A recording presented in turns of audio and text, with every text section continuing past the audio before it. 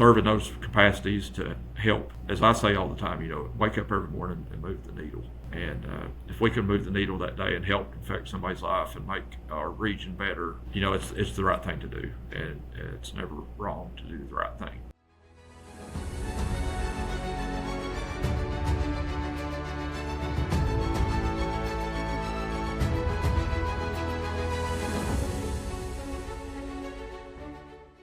This episode is proudly sponsored by Kentucky Farm Bureau Insurance of Martin County. Beyond just providing insurance, they are dedicated to protecting our local families from difficult financial situations when life happens. We want to thank them for everything they do for our community and for supporting our mission to be a resource for youth workers and the families they serve. To learn more, please visit the team at your local Martin County office or call 606-298-7721. What if the path to a great career didn't require a college degree? Just a willingness to learn a new skill. Today's guest leads an organization that helps young people turn hard work and new skills into a lifelong career. Curious to see who it is? Let's get into the episode and find out. Welcome to Me and Poverty, a podcast about breaking barriers, building bridges, and changing lives, one story at a time. Today's guest is a new friend of mine.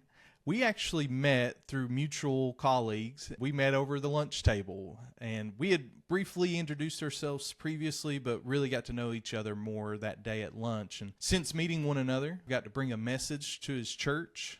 He's read some of my book, and we're texting back and forth kind of on a regular basis now. And today's guest, he's offering a new perspective for our audience. I've been in a lot of schools lately, speaking to high school students, and they keep telling me they want to go into the skilled trades. And I'll be honest, that's not really my wheelhouse. I have a lot of respect for it. But I wanted to bring in a guest that could really speak to that audience today, and maybe even to those in the school systems helping these kids navigate their future careers. So today's guest is a business manager, or what some would call the CEO of the local Union 248 in Ashland, Kentucky. Ben Collier is not just a friend of mine and the business manager. He's also a pastor, and he is creating a lot of opportunities through his work for people in central Appalachia to get into the skilled trades. So, Ben, welcome to the show, my friend.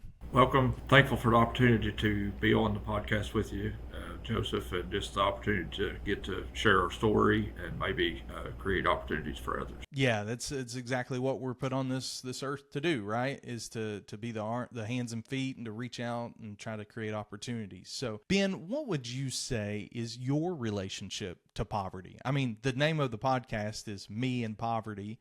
What would you say is your relationship to poverty? As with many in eastern Kentucky, for sure, Appalachia, the region as a whole, my real relationship with poverty is I feel like I grew up in poverty in my own account, and go through the process to just explaining the difference of going from a home. When my parents took me home from the hospital, we was living in a home that had one room that was finished in the house. It was under a roof. My dad was in the process of building a house, but no indoor plumbing, nothing, just a stove in a room, and that was the bedroom, the living room, the kitchen, and all the above in one, without running water. And so that was my early childhood. I remember I was 5 years old when they put a septic tank into the house, and his father came and dug a ditch and run a water line and put indoor plumbing in our home. So I've been through, that would classify us in poverty, I think, according to the rest of the world in a lot of ways. But this picture right over my shoulder right here, my grandmother, my dad's mom, grew up in poverty. Her mother passed away when she was 2 years old. Her father raised her and three of her brothers. And she got married at 15 years old. And this picture up here is a picture that she treasured throughout her life. And she called it the poverty picture, because it's a little slab board and batten house in Lewis County, Kentucky. And she married my grandfather. She had a baby, and her dad was sitting there in the picture with her baby on his lap. He was a World War I guy, and she always called it the poverty picture. And my dad inherited this picture when my grandmother passed away in 2000. Just a tidbit though, I worked at the Martin County Prison when I was an apprentice, and we was up there working at the prison site when my grandmother passed away, and that's where I was at when I learned the news that she had passed. And we got in the car and drove home. And but my dad inherited this picture from my grandmother. When I got elected to my position here at Local 248, every 3 years we go through an election cycle. And when I was elected by the members to be the business manager, as you said, CEO, is what our Constitution says, Chief Executive Officer. And I called Dad and told him on my way home that night after learning that I was elected that I would like to have this picture to hang in my office just to remember where I came from and who we are as a people, as the Collier family. So. Yeah, that's fantastic. You talk about the picture over your shoulder. I don't know if you can see the one over mine very well, but that is simply Jesus going after the one. So he left the 99 to go get the one. And I keep that there to be my reminder of why I'm doing a podcast, or why I wrote a book, or why I'm going into schools. And even oftentimes I'll tell students in a school assembly, so in front of 500 kids, I'll say, guys, I'm probably not here for all of you today. Not all of you are going to listen. Some of you are going to crack your jokes and you'll walk away. And this as being a pastor, you'll walk away no different than how you walked into this room today. But some of you, and I like to think of it being the one, they will leave changed. And too cool. So I have a lot of appreciation for that photo you have. And I didn't know the Martin County connection. You may have told me that in passing, but my father-in-law, he worked there for probably 15, 17 years maybe. When they first opened is when he started. And he actually got to retire in Ashland. So Ben, for those who don't know, what is Local 248? We are an organization that's been established in Eastern Kentucky since August the 12th of 1916, so well over 100 years old at this point in time. We're plumbers and steam fitters and HVAC technicians, so service technicians. So we train. We've been involved in that since the 30s. We have information in our facility here of some of our earliest trainees signing up to be an apprentice. And it was at the earliest point in U.S. history when apprenticeship became a thing. Within a few years, there was people being trained in Eastern Kentucky right here through UA 248. So just a long history of plumbers, pipe fitters, welders, and HVAC people. That's basically who we are. That's fantastic. Fun fact, I was driving our church bus last night, and we always have an adult that's a passenger with us just for liability's sake. And one of the passengers, I had one go with me and a different one go drop the kids off with me last night. And the one dropping off with me owns his own HVAC company. And I can't help but wonder, what is the R in, I get HVAC. What's the R at the end of HVAC? What does that stand for? Refrigeration. So that's a supermarket type of systems. Yeah. A little bit bigger than just a heat pump in your house, but more it's refrigeration. Yeah, okay. And it can get really big too, into huge ammonia systems, for industrial type refrigeration too. So there's a whole lot to that R. Yeah. And I can tell behind the face here that you've got a passion for this, and I'm excited to dig into it with you today. How did you get into this line of work, Ben? When I was 14 years old, my dad would take us up and down our little hollow we grew up in, as called Briery. It's right outside of Quincy in Lewis County on the Ohio River there. And we made a lot of friends up and down the holler and just knew everybody, and kind of everybody knew everybody's kids. And there was a guy that lived down at the mouth of the hollow, and he come up to Dad and asked if he would be willing to allow me to work for him doing HVAC work.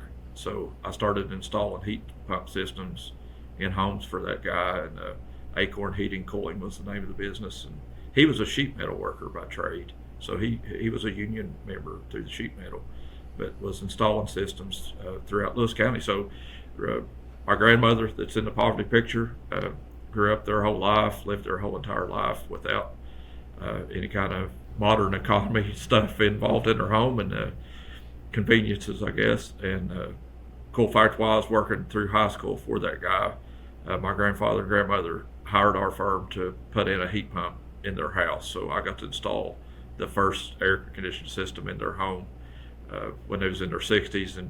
But when we installed that system, though, I remember her saying, "I don't know I ever survived without this." We endure and get through things, but once you get a convenience, it's hard to give it up. And her saying that, I'll never forget that her just saying, "I don't know how we made it without this." And I'm sure that kind of adds fuel to your fire to keep going with it, right? And after all these years later, so that's really cool. I hope you're enjoying this episode of Me and Poverty. I just wanted to take a quick second and tell you about our Season 2 sponsor, Appalachia Reach Out, or ARO for short. Founded in 1972, ARO is a ministry in Eastern Kentucky devoting their time and effort to being Christ's love in action. Based in Martin County, but also serving Perry County, Kentucky, and Scioto County, Ohio, ARO supports families by meeting basic needs through their food pantry, their thrift store, while also partnering in addiction recovery, education, and community development through their work and witness teams. Fun fact, we've even had Appalachia Reach Out's Executive Director, Dwayne Mills, on this podcast before. So please go check out that episode last season. I'm going to have a link to ARO's website in the description of this video.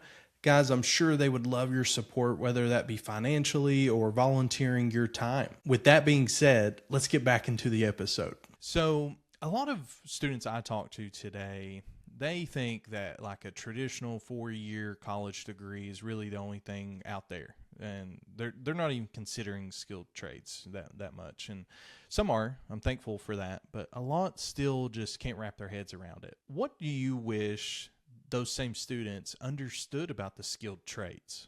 It's available. It's there. Very good career opportunity. So just by getting started, as I did, as just a helper, helping a gentleman out with his business. You start as a helper and you work your way up. But opportunities there for training. Yep. I don't mean to interrupt you. I got to talk to a nonprofit the other day in Floyd County, and their slogan is "People helping people." So is too cool. Go ahead. Sorry. People helping people is always going to be a good thing. But just traditional college is for, like you said, we need that professionalism in our society.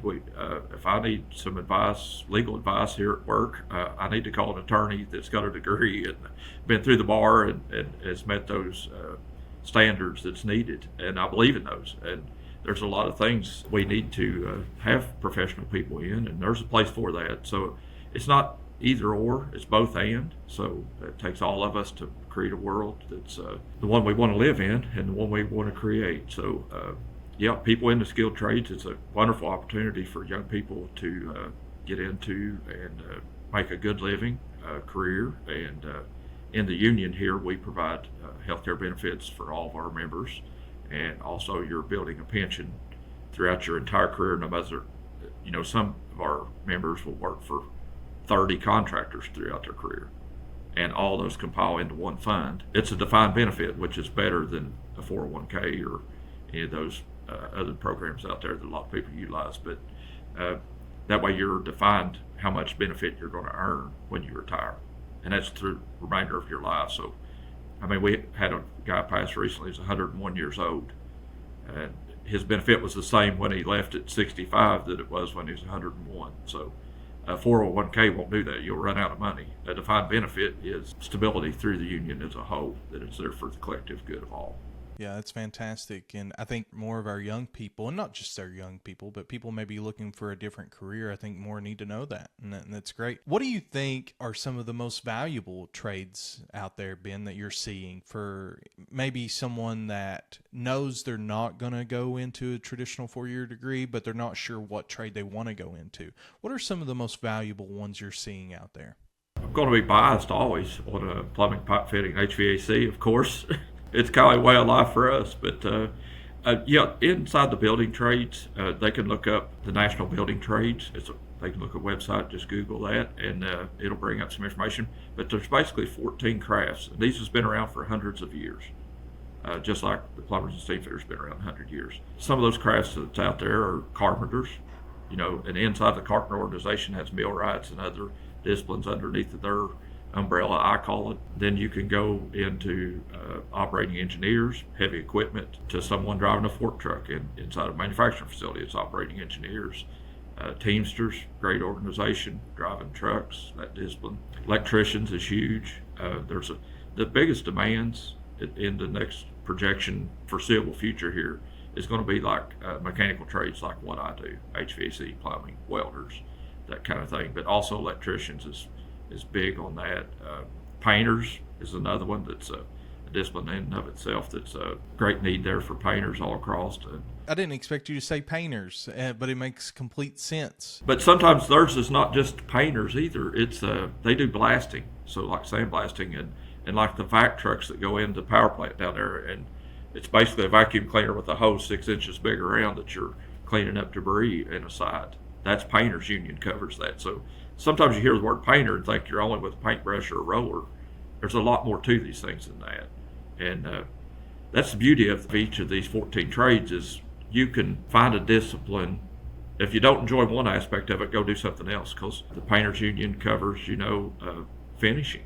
So like drywall, the carpenter will install the drywall on the wall, but the finisher will come in. That'll be a painter that's actually putting the tape in the mud on and sanding it to paint brick. So just wild like that. But there's 14 crafts. That's the key that the students need to know, and to look that up on the Building Trades website, and that way they can look and dive into each of those. We'll have a link that they can look through what one's covering the area locally. So if you're in Hazard, Kentucky, what IBEW electrician local covers me, you'll find that on that website. It'll take you down through the umbrellas that I call them of each discipline.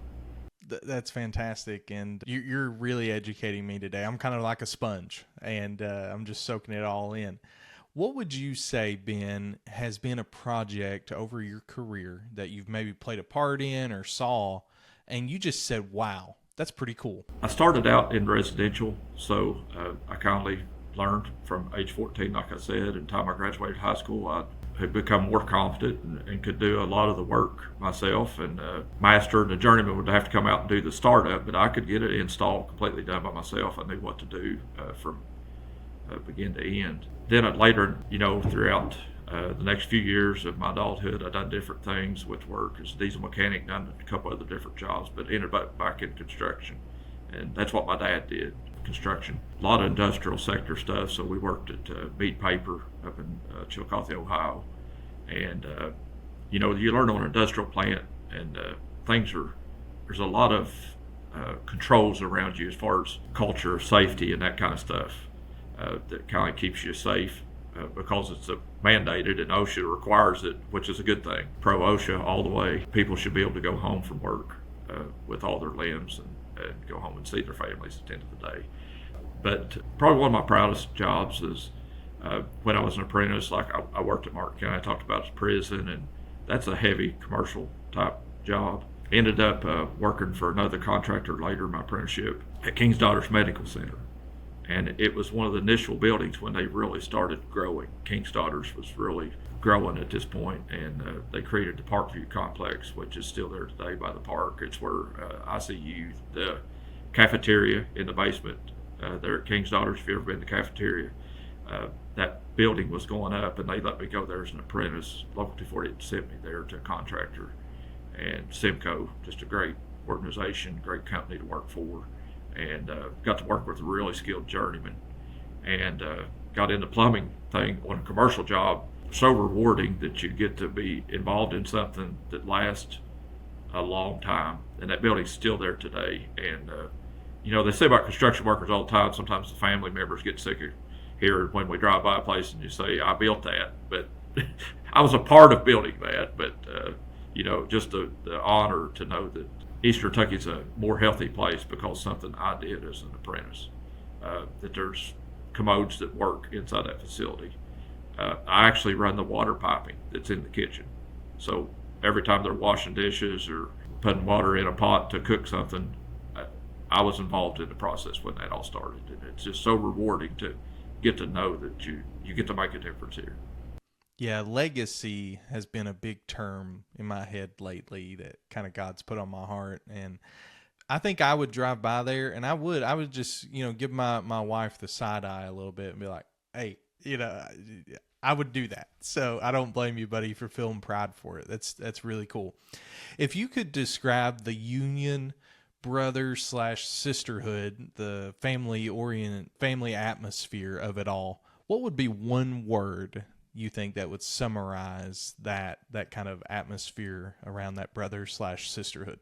Solidarity. That's a word that's been in the union movement for hundreds of years, and togetherness. Inside of the UA, the United Association, that's what UA 248 stands for, and the United Association began in October 11th of 1889. Was the first time that they come together and forged a united association for the national movement. And they come up with 4 words. That's the most important words. And this was in 1890, their first convention. They drew a drawing and had a logo. And inside that logo, and I can send you an image of this, but there's 4 words. It's fidelity. You say the word fidelity and you can ask somebody, what does that mean? Sometimes they have a hard time explaining it, but I always say it's just the opposite of infidelity. And if you say infidelity, everybody knows, don't cheat on your wife, that's infidelity. So being together and true to each other. The next word was education. To think that the word education was one of the 4 most important words of a plumber in 1890. They believed in education, and they knew that the wisdom that they had learned through the years needed to be passed on to another generation. And plumbing was something that was kind of innovative at the time, but their words were, for a plumber, they would say, we protect the health of the nation. So if you can run clean drinking water inside of a home and have a way to get waste out of the building with ventilation, the improvement of, and I've got physician's book on the shelf back here behind me from 1860, so I can legitimize this in a big way, that plumbers protect the health of the nation. And sometimes people don't think of a plumber as a health worker, but nobody's more important to the health of the nation. So education was in their wording, so fidelity, education, then protection was another word, that they wanted to protect each other from contractors that wouldn't be true to our trade, that would try to take shortcuts and be ineffective and just all about profit over people, and that's not the right thing to do. So they were standing up against that and protection of society as a whole too, that we feel like we truly do protect the nation by all of our innovative things we do. We lean in, always on the cutting edge. And then benevolence was the 4th word there. So you got fidelity, education, protection, and then benevolence, and caring about your fellow man. And it's the 4 core values for the UA. Those still stand true today. They've changed over time. I mean, benevolence today is something a little bit different than it was in 1890, but we still try to be true to that and help people. UA 248, we took carloads of people down during the floods in eastern Kentucky, down around the Hazard area, through Knott County, all the way down in Hyden, all that. We was down in there doing work to help people during their time of need. We went out west during the tornadoes in western Kentucky, took resources and stuff to help. So we're just always on the front line trying to be benevolent too. So that's, you said one word, solidarity. I think it's summed up in those 4 words too. Yeah, no, that's great. And you mentioned Hazard. I actually interviewed somebody that works for, and I don't know what order these episodes will come out in exactly, but they work at Hazard Community and Technical College, and they do marketing. So it's more aimed for anybody that may be interested in going into the marketing field one day. So really cool.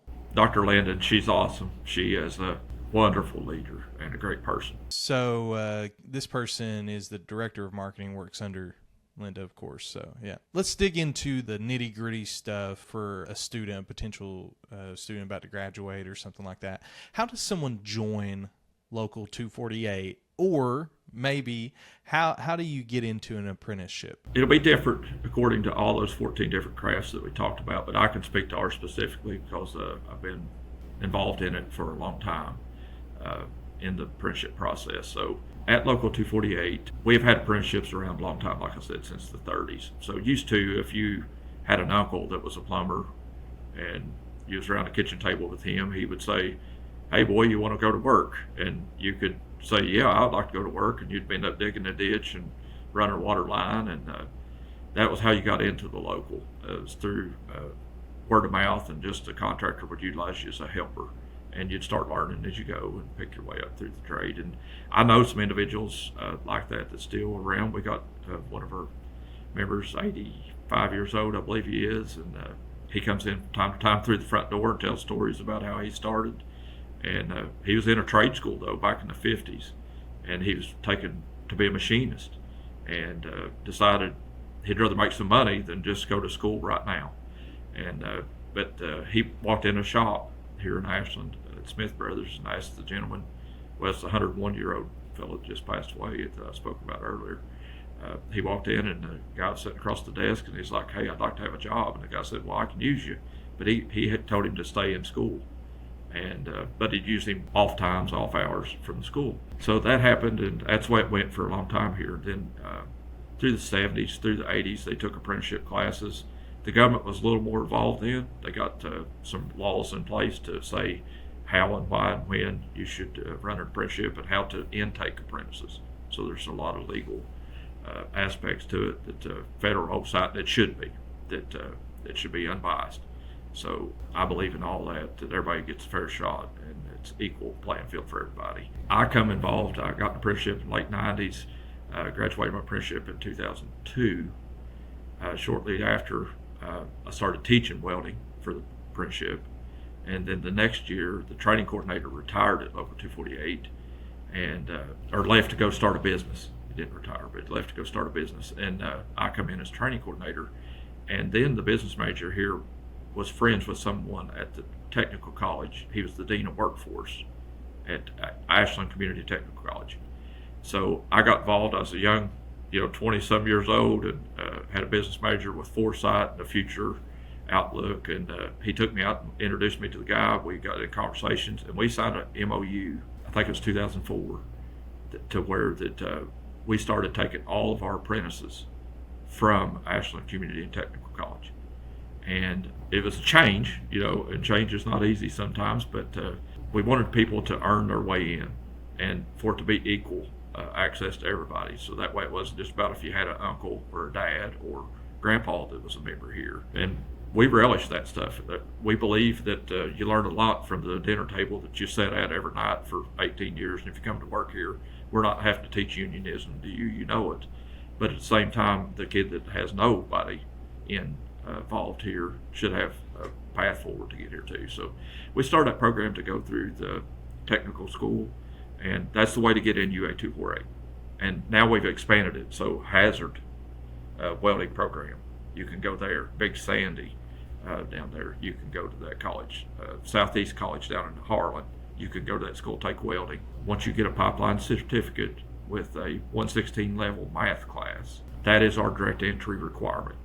So if you have those two documents, you come here, we give you 2 weld tests. We don't give an interview where you're asking people questions about what this or that. The exam here is 2 weld tests. If you take them and pass x-ray, you're a member and you're an apprentice here. And you come direct entry into our program. That is really cool, actually. I like that test, that interview. Yeah, that makes a lot of sense. What does an apprenticeship really look like? Apprenticeship is a term that's getting floated a lot now, but I went through an apprenticeship, served apprenticeship last century. It's wild to say that, but getting to go through an apprenticeship, a lot of people has preconceived notions about what they think apprenticeship is because of what they've heard, but life's a lot different on the ground when you're in an apprenticeship. And so apprenticeship truly is based around these 2 thought processes. That there is a related technical instruction, which happens in a classroom. And then there is on-the-job learning, OJL. Used to be called on-the-job training, but they call it OJL now. So on-the-job learning component. So apprenticeships are registered through the federal DOL, Department of Labor, and you put down in writing what your goal is for an apprentice. So our stated goal is at this time, is 1,400 hours on the job, OJL, and 200 hours in the classroom. So that's what we're registered as today. So the student will come here, you're going to spend 200 hours in our classroom. And the way I always say that is what in the classroom is about the why. and then you go out on the job to learn how. If you know why and how of what you're doing as a discipline, as a trade, you'll be a professional in the 4 years that you serve here in apprenticeship.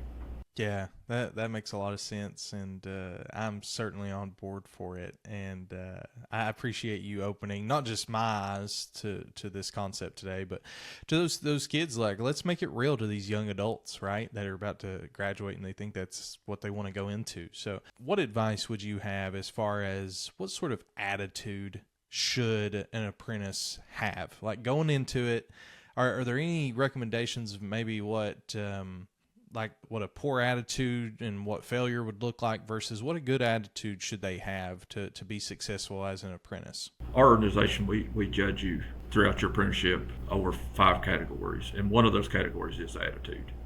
And I've been involved in leadership a long time, and read a lot of leadership books and stuff, and I don't know exactly where the quote comes from, but it might have been Max Lucado, it might have been, Zig Ziglar, somebody, but one of them stated was, your attitude determines your altitude. You can get broke down pretty quick with your attitude being in the wrong place.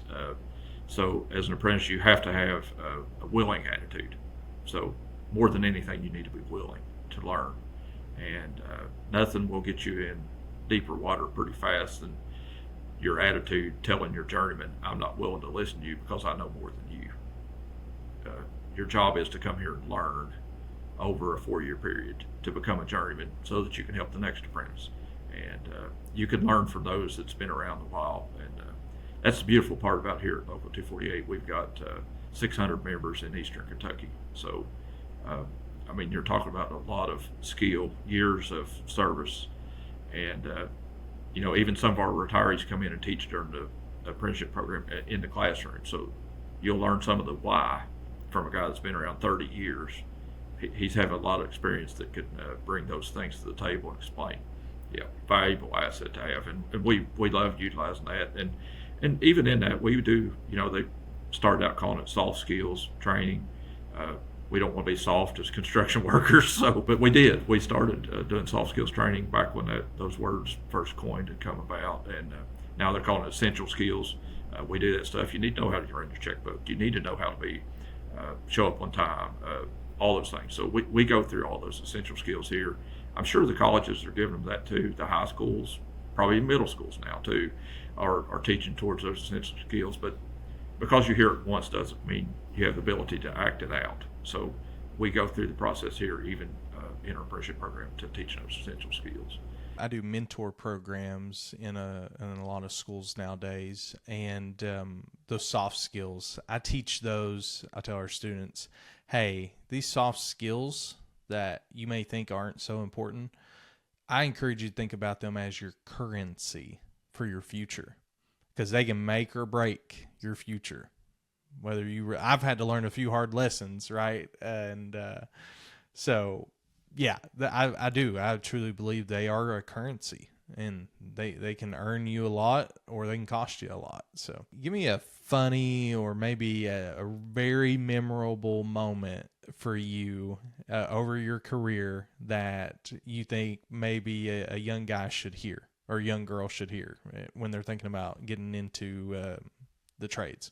One that comes to mind when I was working at Mead Paper, I was talking about earlier, a place up in Central Ohio. It's actually a plant that they're talking about closing right now. They've had layoffs and stuff here lately, and it's kind of sad looking back sometimes, seeing some of those things that's out there that time washes things away, and it's sad to see it happen. But when I was there, I was working with an elderly gentleman. He upper 60s, working on the project. So much wisdom. That guy, he could do anything. There's anything that you would try to figure out. He had 7 answers to any problem and knew how to accomplish things. And it was the first time I ever saw a battery operated drill. This is back in the 90s, and way back in the 1900s. But we had that drill, and he was so proud that our company, we was working for, had bought that drill, and we was over working in he called it a cement pond, but it was basically a water treatment plant there paper mill. And was out on this little catwalk, and I was proud to get to work with Larry. He was just the epitome of the guy you wanted to work with, because he's very humble, very nice, considerate, wanted you to learn, tell you, exactly why you did something wrong or didn't. And one of the greats of my time. But we was working out over top of the cement pond, as he calls it, and we was putting up some hangers, and I had that drill, and I went up on the ladder, he was telling me what to do, and I put my hanger up and come back down, and I set the drill on the ladder. When I got to the bottom, I kicked the edge of the ladder, and that new drill that was very expensive at the time fell in the water. and when it was bubbling down through the water, going down in that water treatment thing, and a big fin down in there, and I saw it, my heart went through my shoes. And he looked at me and he said this. He said, "That was ungood." Ungood, not good or anything else. He said, "That was ungood." And I just looked, I was like, "Larry, that was really not good." So, yeah, that's what but I'll never forget it, that, I had an opportunity to have a nice tool that the employer provided for me, and I lost it in the cement pond. So I'll never forget that one. Oh my gosh. Yeah. That reminds me of our lunch when, our coworker, not going to mention any names, or our colleague, had lost his work laptop, right, and had to get another one. But anyway, someone's looking to get into the trades. What kind of income levels are we talking? What sort of stability should someone expect getting into the trades? A very good career, and inside the unions, we collectively bargain together. So that's something to understand, is collective bargaining. So that means all 600 members here are collectively bargaining with 26 of our employers. So everybody's on the equal playing field. So if you're a female coming into our apprenticeship program, doesn't have to worry, is she going to be entitled to the same paycheck as a male? It's automatic here. It's all together, and we have a unified way of doing that. So that's a really good point to make for the female young ladies to come in. And we have apprentices right now that female girls that's in our programs and do a tremendous job. Some of us really highly skilled welders that have welded in the refinery at Marathon. I mean, that's why earlier I tried to make sure I mentioned the brotherhood and sisterhood of it, right? For sure. That's the National Football League level stuff. If you could weld in a gasoline factory, and pretty scary thing to do, but when you know what you're doing. So, but the pay always goes around that collective bargaining agreement, which is in writing. So when you sign up what you're going to be here the day you start. So basically the pay starts at a rate somewhat around a 60% rate for someone. We give them 1 year's credit from the trade school they come in, and they're going to serve 4 more years here. So like when I started apprenticeship, the starting rate was 50%, and you get a 10% pay raise per year going up to get to 90%. And then your last 10% jump is when you become journeyman. So it's around 60%, but it's in the low 20s for an entry-level person coming into the apprenticeship program. But there's also $25 worth of fringe benefits that are paid by the employer that's above that. So it'd be about, if starting level of what it would be as a whole would be about a $53 an hour package to start on day one. Pretty good amount of money for somebody coming out of trade school, but you're guaranteed, over the next 4 years that you're going to get that 10% pay raise each year. So you're going to get about a $4 raise every year for 4 years. That's wonderful to hear, especially for Central Appalachia too, right? Like our people, and I think more need to know that. So none of your health care comes out of your check. So when we say you're getting $24 an hour on your check, the health care is all paid totally by the contractor, and that's there throughout the rest of your career and the rest of your life. Even our retirees are still in our health and welfare fund. So even once they get on Medicaid, they'll be through our program even all through life. So cradle to grave, basically. If you could design a future tradesperson starter kit, what's in it? So you got somebody that's interested, maybe a young person. What do you want to put in their starter kit? Maybe it's a power drill. Through our organization, the UA, we don't supply any of our own tools. So a lot of companies you work for requires you to have tools. So it's not really a tool belt question for us is what you would need to enter an apprenticeship program here. Some may, if you get into carpenters, they may require you to have a tool belt, a hammer, chalk line, that kind of stuff, which is fine, but here the tool belt goes back to that attitude thing. The main thing to have in your tool belt is know what quality means and understand you're providing a service, and your quality is what you're going to be measured by. The quantity of work, so being willing to work at the start time is key. So the tool belt would be around those things, quality, quantity, attitude, attendance, those kind of things. Those essential skills really will make you or break you in this thing. And once you build that reputation, you're at the mercy of that reputation the rest of your career. And some people, I've seen them do it here, has made a mistake early on in their life, and it's hard to build a different reputation from the one you've already built. And start well, and it'll go well for you. It's not saying that you're doomed for life, that you can't earn a living here. You can, but if you make a mistake early in life and you show up late for work 10 times in the first 3 weeks of your employment, that's your reputation that everybody's going to say, well, you can't trust him. And if it comes time for a layoff, you're going to be on layoff. It's just kind of the way it works. What I tell the young men in my mentor programs is, once you squeeze the toothpaste out, you don't put it back in the tube. Got to be careful, right? What are some ways that Local 248 gives back, or maybe to the community, stuff like that? What are some ways? We're heavily involved with the United Way, Northeast Kentucky up here, so shout out to Marshall Tyson and all the folks over there. I've been on the board there for years, and that's a great opportunity and a place to give back, to make a difference. I've been involved with Marshall through the Bridge Builders program, getting those implemented, and our fundraiser this year for our golf outing, we raised over $7,000 that was given back to the Student Resource Centers and the Bridge Builders program. So that's something we do as a local. A lot of our contractors involved in that. End users are there as well, participate in our golf scramble that lets us have the money. Money don't cure everything, but there's some things that can cure. It gives the students a budget to go bridge builders to effectively do something. So we do things like that. We're involved in a lot of different things. I'm on the Economic Development Board. I try to serve the community by doing that, to be a resource on workforce. So I serve on the board for workforce development for EKSEP. That's 23 Eastern Kentucky counties. I serve on the same platform as that. It's TENCO, which is 10 counties in northern Kentucky. Serve on the workforce board there. So serve in those capacities to help, as I say all the time, wake up every morning and move the needle. And if we can move the needle that day and help affect somebody's life and make our region better, or it's the right thing to do, and it's never wrong to do the right thing. So that's what we do to pay back. And a lot of our members are that way too. We've got little league coaches, and our members are involved.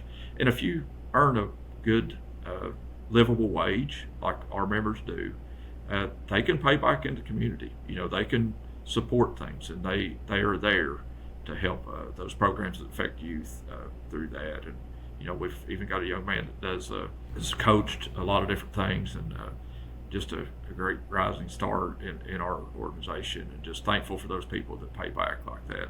But if part of your culture is to be benevolent, think about that being one of our four core values, that we teach that and preach that here to try to get our members to see that the community is what we're about. The intro to this, I don't know if you caught it. Before I even really knew about United Way, my introduction is building bridges, or breaking barriers, building bridges, changing lives. So if the bridge builders, if I need to get rid of that, it's fine. For them, I would do it. I'd get rid of that if there's like some copyright on that. But I don't think there is, because that's how the name of our church came about too, the Bridge Church. I was literally driving, this was in 2019, I was driving home from work one day and crossed the bridge, and it just kind of come to me. It's like in my mind, some people say God don't talk anymore. I believe he actually does. So, but I felt something say to me, build bridges, not barricade. And when you're crossing a bridge, and that's my easiest path home from work here. And we was going through a process at the church at that time we call it Healthy Church. And we go through a process every 5 years to kind of refigure out what are we going to do. And in that process of going through that 2019 for 2020, it come to me, that 2020 was a very specific point in time, unlike any other. So we was in 2019, I'm talking like November when I'm hearing this, build bridges, not barricades. We was trying to figure out what to do with the church, and the church was named Bethesda then. That's what they named it when it was originally built.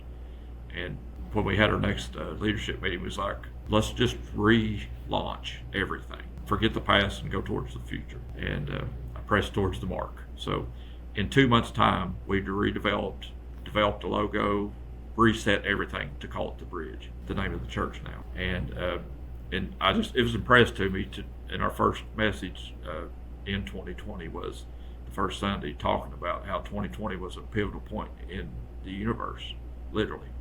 That 2020 is perfect vision, which means future, and also everybody says hindsight is 2020. So what if we can learn from the past, do the best we can in the moment, in the now, and plan for a future? So that's where 2020 was, and unbeknownst to us that the world would be placed on hold. 3 months later, a reset that they kept talking about, is called cultural. Everybody talks about a reset happening in 2020, and it was one of those times that you saw that coming.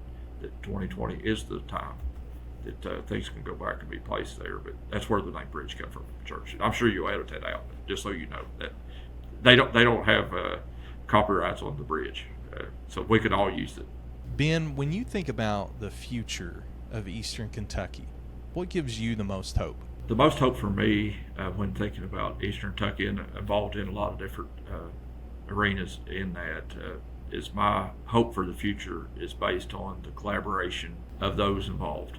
And there is a lot of people in Eastern Kentucky that's striving for the same thing. And it seems like we're rowing in the right direction and everybody's doing it in unison. That whether that's SOAR with Kobe and those folks, just do Josh Bald, awesome people are at the front end of the boat, and we're all rowing in the same direction. And Operation Unite that you're talking about, and so many other things. There is so much going on in Eastern Kentucky, transformative things that I know we're not out of the ditch yet. We're still spinning our tires, stuck. Sometimes it seems like you got your foot on the gas and going nowhere. But sometimes a wrecker will come along that can pull you out of the ditch, and sometimes we need that wrecker. And is that something of national significance that people understand the plight of things in Eastern Kentucky? I think like things like Appalachian Regional Commission, the economic study they put out annually, really allows us to see firsthand what that is. And had the opportunity recently to share that with 2 congressmen in a session, and handed them the piece of paper with the Appalachian Regional Commission economic study and show them what Eastern Kentucky is, and that way we can make a difference, but we have to do it together. And success is in our future, but we have to work together collectively and regionally too. I believe in regionalism big time, so I promote it all the time. Whether I'm talking to someone in Lewis County to talk about let's work with Greenup County, Carter County, Brown County, and Mason County that surround us, and Fleming County, that's our ones that touch us, and I try to be involved in all their communities and help my local community through that regionalism like that. So those are the things that will bring success and will make a difference in our future. Yeah, that's fantastic. Thank you so much for sharing with us today, Ben, and I'm going to honor your time and let you get back to your day. But thank you so much for the work that you and Local 248 are doing for Central Appalachia and families that you're impacting. It's I appreciate you offering an inside view to our audience today. And for anyone watching, if you enjoyed this episode, please be sure to like, comment, subscribe to the podcast, to this channel, and share this video with maybe someone that's interested in going into trades, or maybe a youth worker or a counselor that's trying to advise a student that might be interested. And remember, keep sharing stories. See you in the next episode.